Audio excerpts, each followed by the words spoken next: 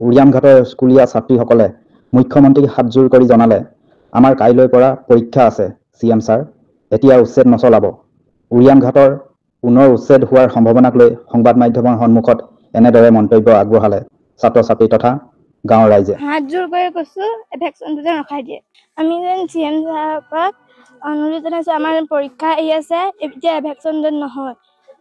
আমাৰ কালিৰ পৰা পৰীক্ষা আছে আৰু মেট্ৰিক পৰীক্ষাও আহি আছে। তোমালোকে এবাৰ মেট্ৰিক দিবা। মামাক কি অনুৰোধ জনাবা? যেন ভেকচিনটো ৰখাই দিয়ে। অলপ ভয় লাগি আছে নেকি তোমালোকৰ? কোন স্কুলত পঢ়া তোমালোকে? ৰেংমাহী মানদ। ইয়াৰ পৰা উচ্ছেদ কৰিলে ক'ত যাবা? যাবলৈ জেগাই নাই, ক'ত যাম আমি? হিমন্ত মামাক কি ক'বা? ভেকচিনটো যেন ৰখাই দিয়ে। হাতজোৰ কৰি কৈছো ভেকচিনটো যেন ৰখাই দিয়ে। আমি চাওক, আমি 1977 পৰা ইয়াত আমি হ'লে বসবাস কৰি আছোঁ। যদি আমাৰ উচ্ছেদ কৰিবলগীয়া আছিল, যি সময়ত আমি নগা গণ্ডগোল হৈছিল, সেই সময়তে আমি ইয়াৰ পৰা ওলাই গৈছিলোঁ। ওলাই পেলাই আমি হ'লে গুচি গৈছিলোঁ। গুচি যোৱাৰ পিছত আমাক চৰকাৰে আমাক ৰিলিফ দি উৰিয়ামঘাটত কেম্প পাতি আমাক থাকিবৰ কাৰণে সুবিধা দিলে। তাৰপিছত ইয়াত উৰিয়ামঘাটত আছাম ৰাইফল আনি কেম্প বহুৱাই ক'লে যে আপোনালোকৰ নিজৰ নিজৰ জেগালৈ আকৌ ঘূৰি যাওক, আপোনালোকে শান্তি থাকিব পাৰিব। আমি তেতিয়াৰ পৰা আমি ইয়াত কোনো অশান্তি নোহোৱাকৈ আমি শান্তিপূৰ্ণভাৱে আমি ইয়াত তেতিয়াৰ পৰা আমি অলপ বসবাস কৰি আছোঁ। আৰু আমি ইমানখিনি দিন থকাৰ পিছত আজি অকস্মাত যদি আমাক যদি উচ্ছেদৰ যদি জাননী দিয়ে, আমাৰতো কোনো জেগাত থকাৰ কোনো সুবিধা নাই। জৰীপ চলাইছে। জৰীপ চলোৱাৰ পিছত আমাৰ এটা যে সন্দেহ হৈছে, জৰীপ চলোৱাৰ পিছত আমাৰ উচ্ছেদৰ জাননী আমাক দিবও পাৰে। গতিকে আমি এইখন হ'ল আমাৰ, আমি যে 1979 চনত ইয়াত যে নগা দুৰ্বৃত্তই যে আক্ৰমণ কৰিছিল, আক্ৰমণ কৰাৰ সময়ত আমি উৰিয়ামঘাটত যি সময়ত আমি শিবিৰ পাতি আছিলোঁ, এই শিবিৰ পাতত আমি যে ৰিলিফ পাইছিলোঁ, সেইখন আমাক ডকুমেণ্টছ হিচাপে তাত এখন আমাক হেৰি দিছিলে, প্ৰমাণপত্ৰ। আৰু এইখন হ'ল আমি যে অসমৰ যে মানুহ হয় যে আমাৰ পূৰ্বপুৰুষসকল যে আছিল, আমাৰ দেউতা ৰজত আলী স্বৰ্গীয়, তেখেতে 1965 চনৰ পৰাই মানে হাতীগড় মাটিখোলা গাঁৱত ভোট দি আছিলে। গোলাঘাট ডিষ্ট্ৰিক্টৰে আপোনালোকে গম পাব পাৰে, ঘিলাধাৰী মৌজা হাতীগড় মাটিখোলা গাঁৱত। এইখন হ'ল তেখেতৰ ভোটাৰৰ চাৰ্টিফাই কপি। চৰকাৰক অনুৰোধ জনাম যাতে আমাৰ যিখিনি মানুহ ইয়াতে আমি ইমান দিনৰ পৰা আমি বসবাস কৰি আছোঁ, আৰু আমাৰ ইয়াত এতিয়া আমাক হ'লে যথেষ্টখিনি মানুহে আমাক হেৰি কৰিছে, ছাৰ্ভে কৰিছে। গতিকে আমাক এই মানুহখিনিক যাতে চৰকাৰে উচ্ছেদৰ জাননী দি বা আমাক কোনো ধৰণৰ হাৰাশাস্তি যাতে হ'লে নকৰে, সেইটোকে আমি চৰকাৰৰ আমি হ'লে কামনা কৰোঁ।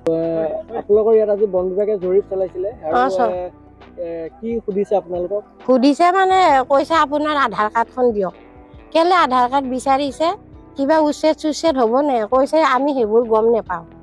তাৰপৰা আধাৰ কাৰ্ড দেখুৱাইছোঁ, উচ্ছেদ হ'লে আমি যাম ক'লে বাৰু, আমাৰ জেগাই নাই। আজি মোৰে 50-55 বছৰ হ'ল ইয়াত বিয়া পতা। মোৰ ল'ৰা ছোৱালী বিয়া দি মই নাতি চাতি চব দেখিলোঁ। এতিয়া যদি ইয়াৰ পৰা খেদি দিয়ে ক'লে যাম? উচ্ছেদ কৰিলেও নাযাওঁ, মৰিলে ইয়াতে মৰিম আমি। আমাক লাগিলে মাৰিয়ে পেলাওক, বম দিয়ক, লাগিলে কিবা কৰক, ইয়াতে থাকিম আমি। ইয়াৰ পৰা ক'তো যাবলৈ আমাৰ জেগাই নাই। আমাক কোনে দিব থাকিবলৈ? কোনোৱে নিদিয়ে, নায়ে কোনো আমাৰ ইয়াত। অত বছৰ আমি বুঢ়ী হ'লোঁ চোৱাচোন বাৰু, আমি ক'লে যাম এতিয়া? প্ৰথম আৰু দ্বিতীয় পৰ্যায়ৰ উচ্ছেদৰ পাছত সোণালী নগৰৰ নামটো চৰ্চাত আছিলে, উচ্ছেদ হ'ব বুলি শুনিছিলোঁ তেনেকে। ইয়াৰ পাছতো আপোনালোকৰ কোনো ধৰণৰ নটিচ বা কিবা? নাই, একো দিয়া নাই।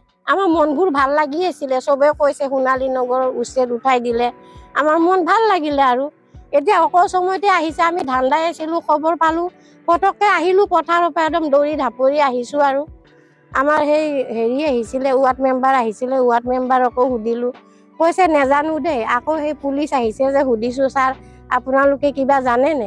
কৈছে একো নেজানো, আমাক চৰকাৰে কালিয়ে আহিব কৈছিলে, আমি আহিব নোৱাৰিলোঁ, কিন্তু আমি আজি আহিছোঁ।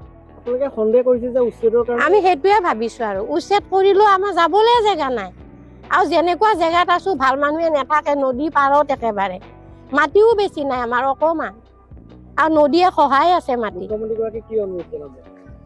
কি অনুৰোধ জনাম? আমাক সেনেকে হ'লেও আমি ইয়াতে থাকিম, আমি কলৈকো নাযাওঁ, ইয়াতে থাকিম আমি। কিনো আমি দুখ কৰিছোঁ, কাহই নাই, নিজে কৰিছোঁ, নিজে খাইছোঁ। আমি আমনি কৰা নাই। আমাৰ ইয়াত জাতি অজাতি কোনো মানে হিংসা ভাৱ নাই। এইবোৰে ল'ৰাবোৰ আছে সোধাচোন, এদিন কাজিয়া লগা নাই, দল লগা নাই, সিহঁতি কুৰি মাতে, আমি নিজৰ ভতিজা বুলি ভাবো।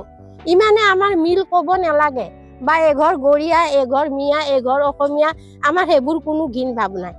সিহঁতৰ কিবা এটা হ'লে আমাক মাতে, আমাৰ কিবা হ'লে আমি সিহঁতক মাতো। আমাৰ ধুনীয়া একদম, আমি ভালকে চলি আছো। জৰীপ চলাবলৈ আহিছিলে। হয়, তেনেকৈ শুনিছোঁ। আমাৰ ঘৰৰ ফালে যোৱা নাই, এইটো চুকত পৰিছে, আৰু বাকী আমাৰ এইফালে কালি যাব বুলি শুনিছোঁ।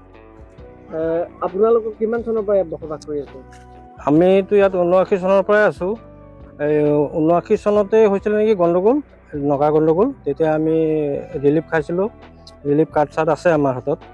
আৰু ইয়াত উচ্ছেদ আগত চলিছে যেতিয়া আমি খুব ভয় খাই আছিলোঁ।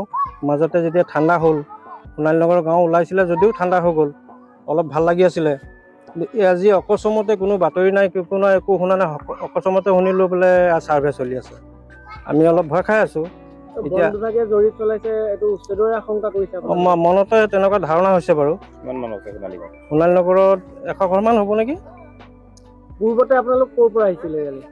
আমাৰ মোৰ জন্মটো এইখন গাঁৱতেই। আমাৰ দেউতাহঁত বাৰু নগাঁৱৰ আছিলে, লিগেচি নগাঁৱৰ।